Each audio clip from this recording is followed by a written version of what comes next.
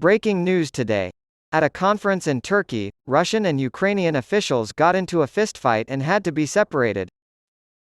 At a conference in Turkey, officials from Ukraine and Russia got into a brawl. One Russian official tore a Ukrainian flag out of a holster, setting off the tense exchange. Ukrainian lawmaker Alexander Marikovsky chased the official, punched him, and stole the flag back.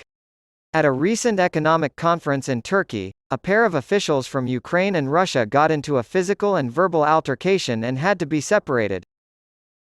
The Daily Beast reports that the summit of the Parliamentary Assembly for Black Sea Economic Cooperation, PABSEC, included official delegations from both Russia and Ukraine.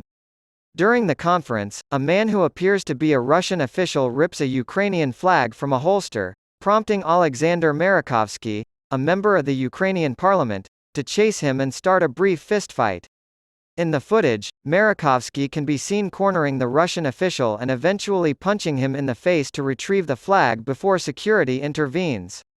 During Russia's Ola Timofeyeva's speech at the conference, a video from earlier shows officials from the two camps verbally clashing and pushing each other. HuffPost reports that after the fight, Marikovsky posted a video of it on Facebook with the caption, "Paws off our flag, paws off Ukraine, Russian filth." After a 40-year hiatus, Russia's sports minister Oleg Matatin has informed President Vladimir Putin that plans are in the works to revive the multi-sport friendship games in 2019. Matatin stated that the meeting would occur after the next year's Paris Olympics, which are scheduled for July 26 to August 11. According to the Kremlin's official website, Matatin proposed increasing the frequency with which competitions are held in an open format with the invitation of partner countries. As per Putin's directive, we will proceed with planning the World Friendship Games for the fall of 2024. For the future success of the Games, which should be held on a regular basis, we consider it necessary to use the resources of both Russian and international public and state organizations to the maximum. After Russia's invasion of Ukraine, which Moscow calls a special military operation, international federations largely barred Russian and Belarusian athletes from competing abroad.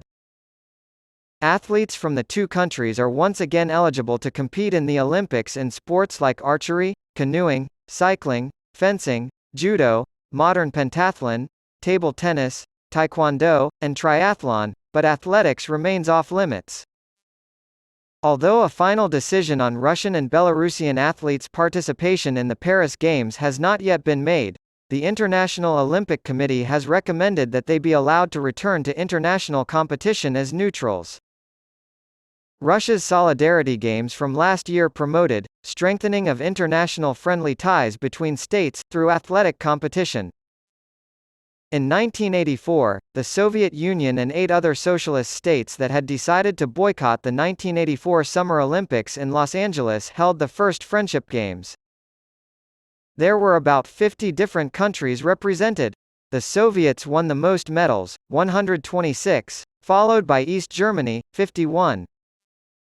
In response to the political tensions that had surrounded the 1980 Olympics, CNN founder and billionaire Ted Turner established the Goodwill Games in 1986. The United States and other Western countries decided to skip the 1980 Summer Olympics in Moscow in protest of the Soviet invasion of Afghanistan in 1979. The Soviet Union and the rest of the Eastern Bloc, with the exception of Romania, decided to skip the Los Angeles Games 4 years later. Moscow hosted the first Goodwill Games in 1986, and Brisbane hosted the final one in 2001. Due to low TV viewership, the show was cancelled.